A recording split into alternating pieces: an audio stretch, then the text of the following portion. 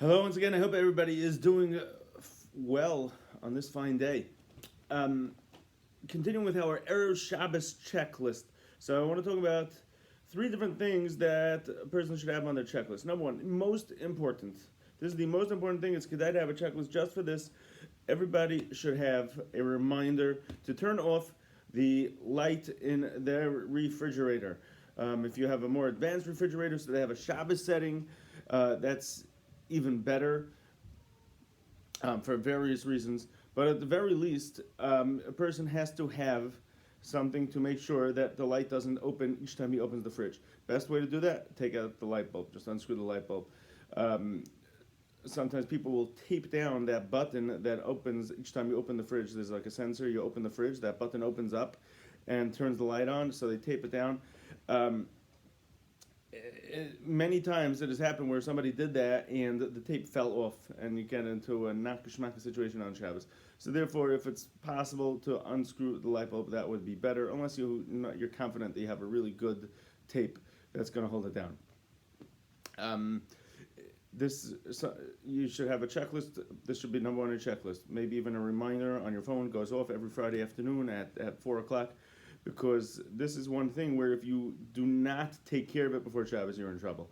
There is no heter to open the fridge any which way if the light is going to go on, for any Jew to open the fridge. Now with a shinoi, the elbow, now with getting a kid to do it, the only way is, Rabbi says that in this situation you would be allowed to ask a guy to do it. Sometimes the guy's not available.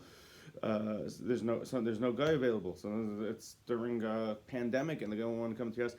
This is, if at the end of the day you don't have a guy available to open the fridge and all your food is stuck in the fridge and the light's going to go on, it's too bad. You cannot open a Jew cannot open a fridge where the light's going to go on. Ramesh Weinstein calls it imlacha d'oraisa. So that's number one.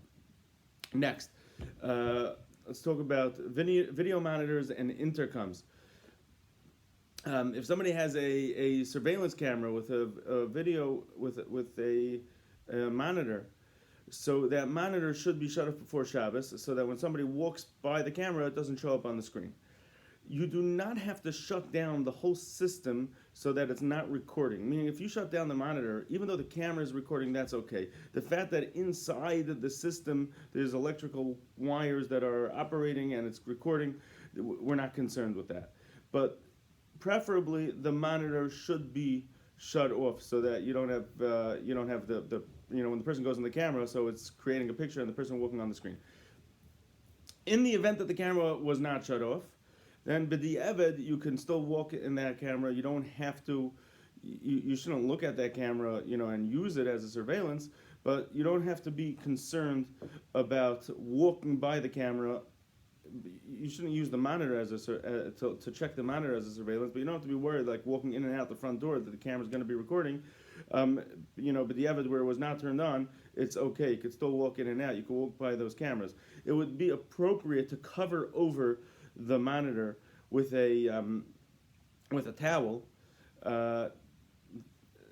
That way you won't come to start looking into the monitor, and also it's a zilzal of Shabbos. It's not appropriate for Shabbos to have the monitor on, and you see who's at the front door. So, in the event that again, you should shut it off before Shabbos. If it was not shut off before Shabbos, then it would be appropriate to cover it with something so that you're not looking at it. Finally, an intercom system should also be shut off. If you have an intercom or a baby monitor or an intercom on in the baby's room.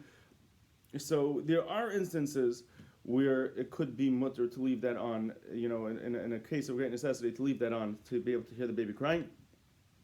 You have to ask a shaila to get a heter for that. But absent such a heter, so you should make sure, that's another thing that should be on the checklist, that the intercom should be shut off. Again, in an instance where you forgot to turn off the intercom, then while you can't go ahead and specifically use that intercom, you don't have to be careful not to talk in your house because it might be, the sound might go over the intercom. You shouldn't use the intercom, but you don't have to keep quiet to avoid using it. But like we said, it's better to have it shut off. So we have three things that we added to the checklist today.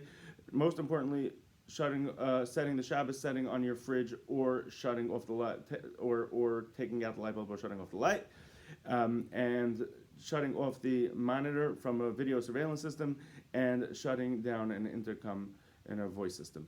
Okay, have a great day, and Mr. Shem will continue tomorrow.